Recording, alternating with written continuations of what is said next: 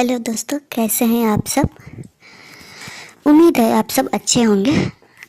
आज मैं आप लोग के लिए भगवान विष्णु की व्रत कथा लेकर आई हूँ।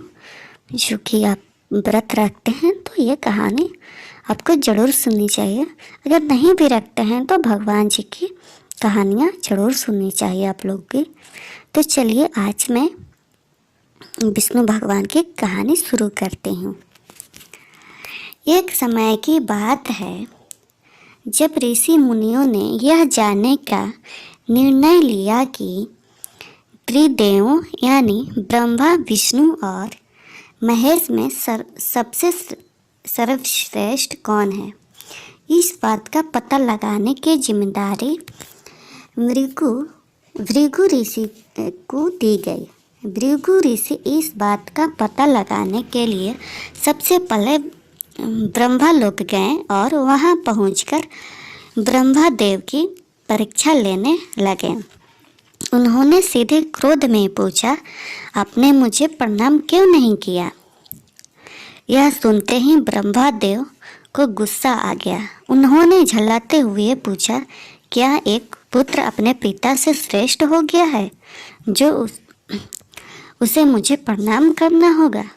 यह सुनने के बाद भृगु ऋषि उनसे कहते हैं कि मैं तो आपकी परीक्षा ले रहा था और आप मुझ पर क्रोधित हो गए। इतना कहकर भृगु ऋषि वहाँ से सीधे कैलाश चले गए।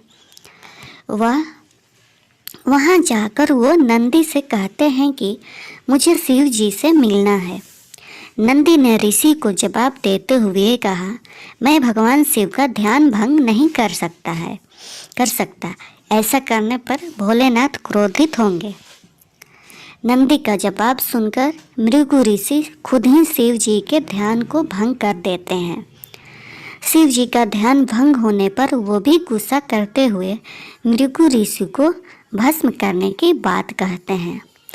तभी माता पार्वती उन्हें रोकती हैं और मुनि ऋषि को क्षमा करने की प्रार्थना करती हैं। शिव जी के गुस्से को देखने के बाद भृगु ऋषि कैलाश से सीधे बैकुंठ चले जाते हैं। वहाँ वो देखते हैं कि भगवान विष्णु आराम कर रहे हैं और माता लक्ष्मी उनके पैर दबा रही होती हैं। उसी वक्त भृगु ऋषि सीधे विष्णु भगवान की छाती पर पैर से प्रहार कर देते हैं। इस प्रहार से भगवान विष्णु की नींद खुल जाती है और वो भृगु ऋषि से प्यार से पूछते हैं, हे ऋषिवर, मेरे कठोर शरीर से कहीं आपके कोमल पैर को चोट तो नहीं लगी। अगर लगी होगी तो मुझे क्षमा कर दें।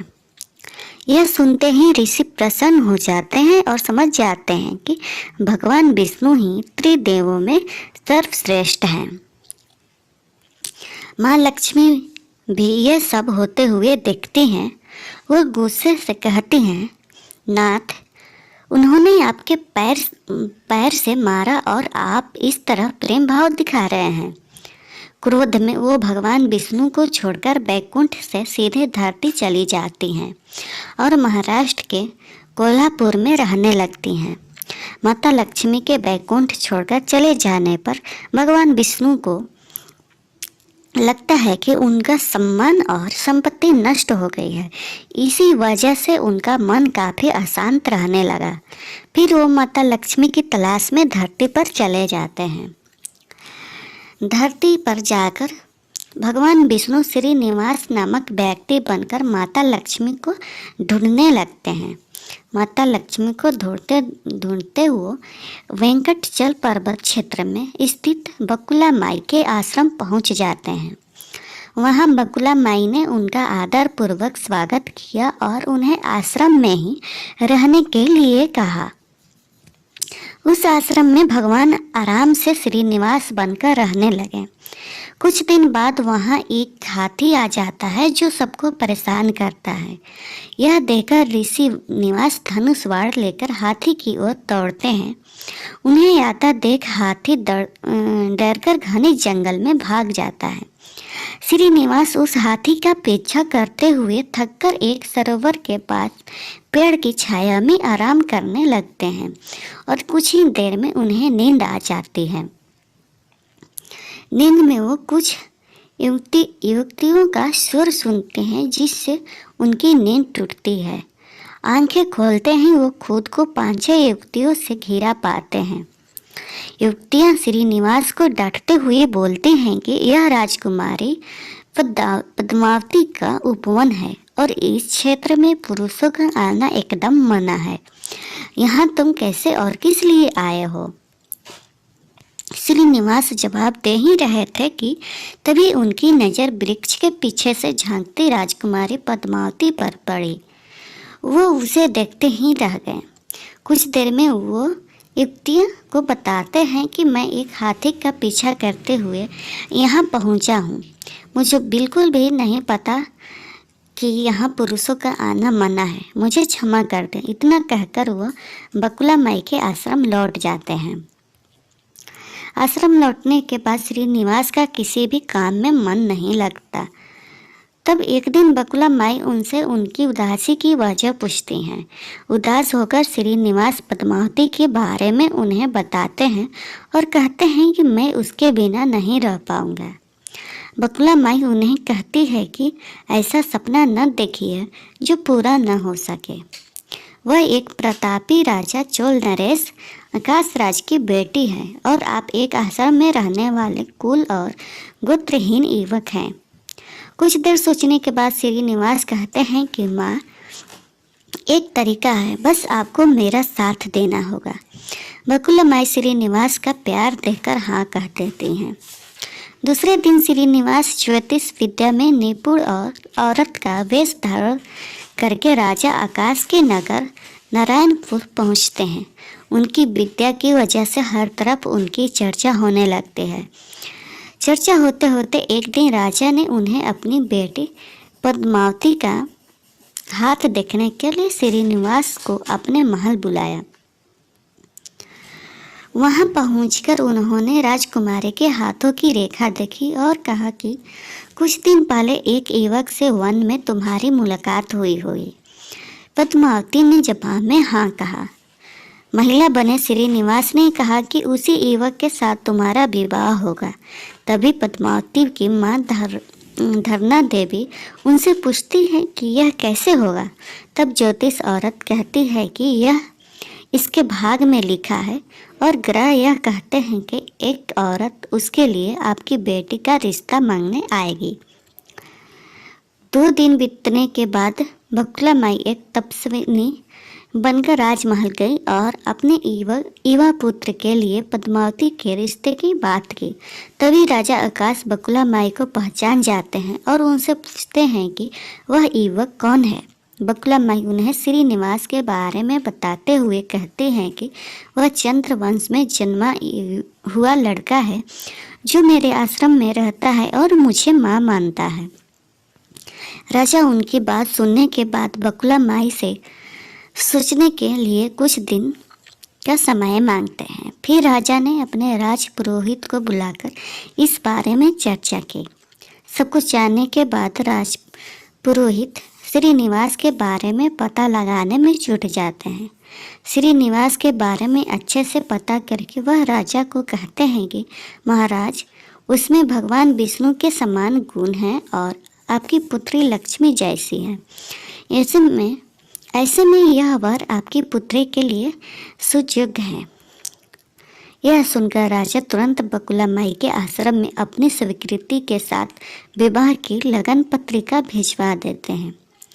श्रीनिवास और बकुला माई को राजा की मंजूरी से जितनी खुशी हुई उतनी ही चिंता होने लगी। दोनों के मन में होता कि उनके पास शादी कराने के लिए पर्याप्त धन नहीं है और न ही बाद लड़की के रहने के लिए घर। तब बकुला माई श्रीनिवास को लेकर वराह स्वामी के पास जाकर उन्हें श्रीनिवास के शादी में खर्च के लिए धन की कमी की समस्या के बारे में बताती हैं। तब वराह स्वामी 8 दिक्पाल का आवाहन करते हैं। तभी वहाँ ब्रह्मा, शंकर, इंद्र, कुबेर आदि देवता प्रकट हो जाते हैं। फिर वह स्वामी श्रीनिवास से कहते हैं कि तुम खुद ही इन्हें अपनी समस्या के बारे में बताओ। श्रीनिवास देवताओं से पूछते हैं कि मैं चोल नरेश राजा आकाश की पुत्री पद्मावती से शादी करना चाहता हूँ, पर मेरे पास शादी के लिए धन नहीं है, मुझे क्या करना चाहिए। इंद्रदेव यह सब सुनकर कुबेर से कहते हैं कि तुम शादी के लिए इन्हें ऋण दे दो। जवाब में कुबेर बोलते हैं कि मुझे ऋण देने में कोई परेशानी नहीं है, बस यह सुनिश्चित कर दीजिए कि मुझे धन वापस कब मिलेगा और किस तरह से मिलेगा। तब श्रीनिवास ने कहा, आप चिंता न कीजिए कुबेर देव, मैं कलयुग के अंत तक पूरा ऋण चुका दूंगा।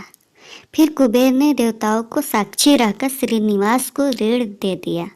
उन पैसों से वह पद्मावती से बड़े धूमधाम के साथ शादी करते हैं। तभी उनकी शादी की सूचना लेकर नारद जी कोल्हापुर पहुंच जाते हैं और माँ लक्ष्मी को सारी बातें बता देते हैं।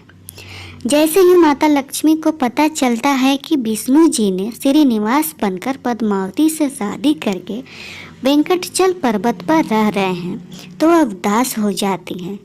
कुछ ही देर में वो सीधे विष्णु भगवान से मिलने के लिए वेंकटचल पहुंच जाती हैं। वहाँ वो देखती हैं कि पद्मावती बड़े प्यार से श्रीनिवास की सेवा कर रही हैं। माँ लक्ष्मी से रहा नहीं जाता और वो उन्हें भला बुरा कहने लगती है। आखिर में वह पद्मावती को बताती हैं कि ये श्रीनिवास नहीं बल्कि मेरे पति विष्णु हैं, तुमने इनसे कैसे विवाह कर लिया। फिर माता लक्ष्मी और पद्मावती के बीच बहुत देर तक वाद विवाद होने लगता है। यह सब देख श्रीनिवास को बहुत दुख हुआ और वो वहाँ से थोड़े पीछे हटकर एक पत्थर की मूर्ति बन जाते हैं। माता लक्ष्मी और पद्मावती दोनों यह देखकर बहुत परेशान हो जाती है और कहती है कि अब श्रीनिवास किसी के नहीं रहे। तभी मूर्ति से आवाज़ आती है, देवियों, मैं हमेशा इस स्थान पर रहूँगा और मुझे लोग वेंकटेश्वर स्वामी के नाम से जानेंगे। मैं यहाँ रहकर अपने भक्तों की इच्छा पूरी करता रहूँगा। साथ ही मुझे चढ़ाए जाने वाले धन के माध्यम से मैं कुबेर का कर्ज व ब्याज चुकाता रहूँगा। बस अब तुम दोनों झगड़ा करना बंद कर दो। इतना सुनने के बाद माता लक्ष्मी और पद्मावती उनसे क्षमा मांगती है। फिर माता लक्ष्मी कोल्हापुर जाकर महालक्ष्मी की मूर्ति और पद्मावती तिरुनाचूर में शिला विग्रह बन जाती हैं। यही कारण है कि तिरुपति विराजमान वेंकटेश्वर स्वामी के दर्शन के लिए भक्तों से चंदन, धूप, फूल और मिठाई नहीं बल्कि धन लिया जाता है। तो दोस्तों, विष्णु भगवान की कथा से आपको सीख मिलती है कि विनम्र भाव से ही व्यक्ति श्रेष्ठ कहलाता है। दूसरी यह कि क्रोध में आकर कोई भी फैसला नहीं लेना चाहिए। तो दोस्तों, कैसी लगी कहानी कमेंट में ज़रूर बताना। अब मिलती हूँ अगली कहानी लेकर। तो आज के लिए बस इतना ही। धन्यवाद। अगर आपको मेरी वीडियो अच्छी लगी तो लाइक, सब्सक्राइब एंड शेयर करें।